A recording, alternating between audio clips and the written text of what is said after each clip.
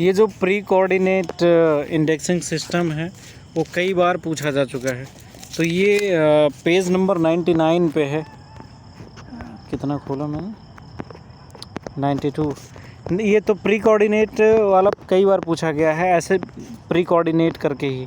और इसमें एक और भी खूबसूरत चीज़ है, 98 पे है, देख लेना। कटर का एक तो रूल है और दूसरा वो चेन इंडेक्सिंग करके है, ठीक है, उसको कई बार पूछा है। तो ये प्री कोऑर्डिनेट के अंदर ही आता है, प्री कोऑर्डिनेट इंडेक्सिंग सिस्टम, ठीक है। तो इसमें 3-4 चीज़ें हैं, मुझे लगता है 3 का है, रिलेशनल इंडेक्सिंग, कटर रूल्स, ये सारी चीज़ें इसी में आ जाती हैं। सबसे पहले तो कटर रूल ही आ जाता है वो डिक्शनरी कैटलॉग के ऊपर, कई बार उसमें शॉर्ट में भी पूछ लेता है कटर रूल। तो कटर और कैसर सिस्टमेटिक इंडेक्स, चेन इंडेक्सिंग। सबसे पहले हम लोग चेन वाला पढ़ लेते हैं यार, सबसे ज़्यादा वो इम्पोर्टेंट है, कई बार पूछा गया है चेन वाला। चेन वाला इसलिए भी पूछता ना क्योंकि इसको रंगनाथन ने डेवलप किया था, रंगनाथन अपने देश थे। तो ये इग्नू वाले मोर फोकस्ड होते हैं रंगनाथन वाले काम पे। देखो वो हम लोगों ने मोड्स ऑफ फॉर्मेशन था ना, उसमें नीलमेघन और रंगनाथन दोनों अपने देश के थे, तो उस पर ज़्यादा फोकस करता है। तो ये भी एक ट्रिक होता है कि रंगनाथन या अपने देश के चीज़ों में जो डेवलप हुए हैं उस पर देखो। निस्केयर वाला भी अपने देश का पूछा, लेकिन कुछ इंटरनेशनल भी 2 पूछ लिया था उसमें, जो अपने देश में अवेलेबल नहीं होता है, जैसे डेटा सेंटर का था शायद, उसका इंटरनेशनल पे पूछा था। तो ये भी एक ट्रिक होता है चेन इंडेक्सिंग। एस.आर. रंगनाथन ने इसको डेवलप किया था और इसको चेन प्रोसीजर बोला जाता था, called chain procedure of the subject indexing और simply chain indexing. This is the method of deriving alphabetically subject entries from chain of successive subdivisions of the subject needed to index language from general to specific level.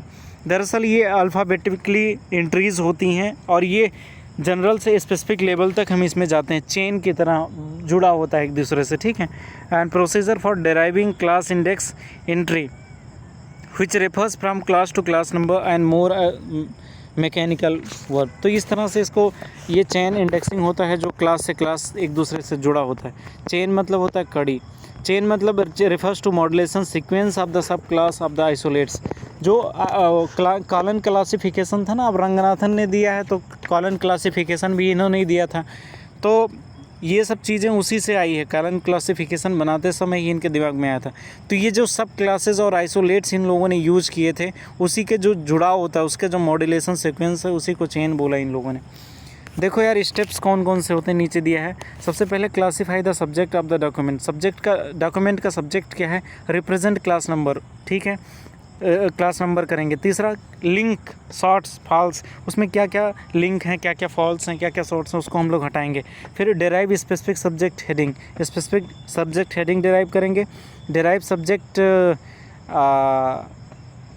Reference heading, reference heading बनाएंगे। Reference heading वो होता है ना कि अगर हम लोग कुछ भी तरीके से सर्च करें तो मिल जाए। Subject heading specific subject heading होती है। अगला प्रिपेयर सी आल्सो, ये और सी रेफरेंस, ये वर्ड यूज़ ये लोग करते हैं। सी आल्सो मतलब अगर यूज़र किसी भी अन्य चीज़ों से वो सर्च कर रहा तो उससे भी हो सकता है। तो रेफरेंस या सी आल्सो दोनों एक चीज़ है।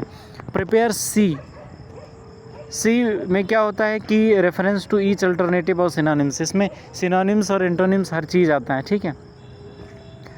मर्ज स्पेसिफिक सब्जेक्ट एंट्रीज, तो इसमें स्पेसिफिक सब्जेक्ट एंट्रीज मर्ज किया जाता है। तो याद आ गया।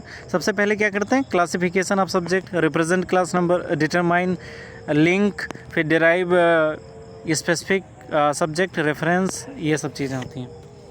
तो ये सारी चीज़ें इसमें आ जाती है। तो ये चेन इंडेक्सिंग में ये सारी चीज़ें आती है। ये चेन इंडेक्सिंग का डेफिनेशन दे देना और स्टेप्स उसके बता देना। देखो यार यहाँ पे एग्जांपल भी इन्होंने दे करके बताया है पूरा लंबा सा, बट वो सब बताऊंगा तो समझ में भी नहीं आएगा और दूसरा लंबा हो जाएगा।